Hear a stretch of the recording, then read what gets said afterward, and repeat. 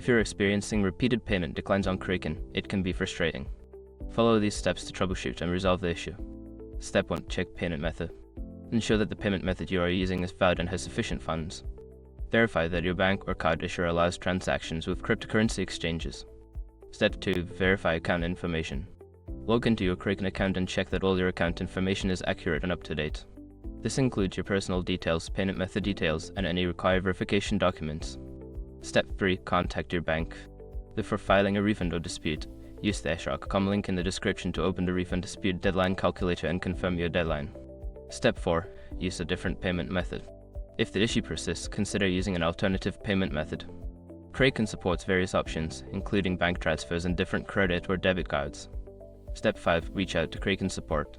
If none of the above steps resolve the issue, contact Kraken's customer support for assistance. Provide them with details about the payment attempts and any error messages received. By following these steps, you should be able to resolve the payment decline issues on Kraken. If problems continue, staying in touch with customer support is essential for further assistance.